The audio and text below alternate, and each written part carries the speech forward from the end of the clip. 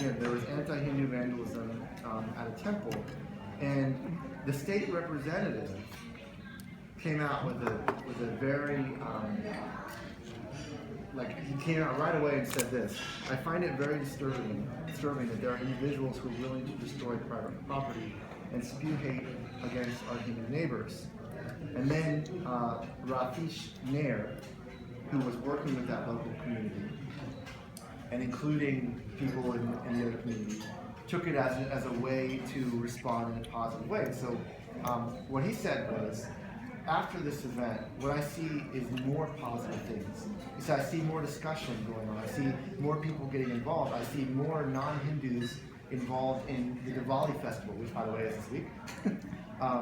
People outside of the greater Indian community more interested in who we are, what our culture works, what we do. And I feel now more certain than ever before that vandalism is something that doesn't scare us. So you see what happened in the situation. The vandalism occurred, and in place of it making people more fearful, it did the opposite. It made the community actually show its true colors. And the true colors were that the individuals who did that did not represent the community as a whole. And so now this community has more sort of interfaith cooperation and more knowledge and understanding of what's going on. Another incident happened at Emory University in Atlanta.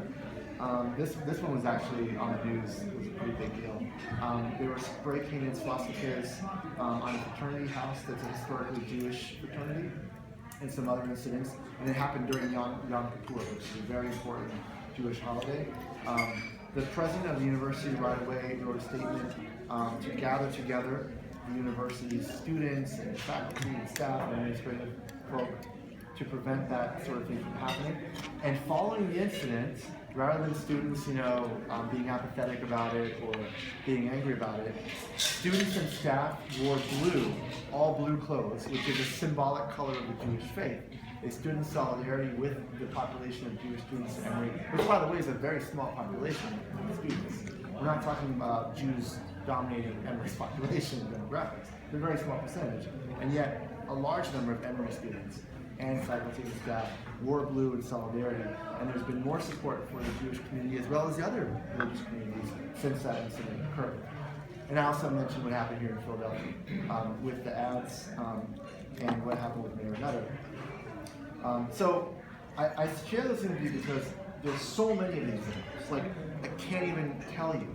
For as many hate groups as we know that are out there, the last time I read a statistic, they're claiming between 700 and 800 different registered hate groups across the United States. For as many hate groups as there are, there's just as many, if not more, groups that are combating that hate and forming community groups and working with police and law enforcement and lawyers and judges and state representatives, et cetera, et cetera. But because, as I said, because of the landscape of social media and the way that music is delineated these days, it's very easy for a small group of people that is very loud to become prominent in our communities and cause fear among those of us who really don't believe in this, but don't know what to do about it. So, what can you do? That's really the whole point of tonight is, what can we do as people? What can we do, Hansa? That's right. She's like, I know what I can do. I can eat fries and chicken strips. That's what I can do. So, there's a really important word that I want you to bring home with you tonight. The word upstander. So you can probably guess what the opposite of upstander is, right? Bystander. Upstander. Okay.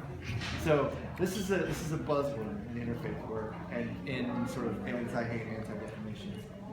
An upstander. So let me just define what that is. And make sure I give it to you. There's probably another thing. There it is. An upstander is someone who recognizes when something is wrong and acts to make it right. When an upstander sees or hears about someone being bullied, they speak up. Being an upstander is being a hero. We are standing up for what is right and doing our best to help support and protect someone who is being hurt. There's a great article. I'm not going to read the whole thing, but I invite you. It's online. It's free. You can read it. Ooh, that looks good, Joe.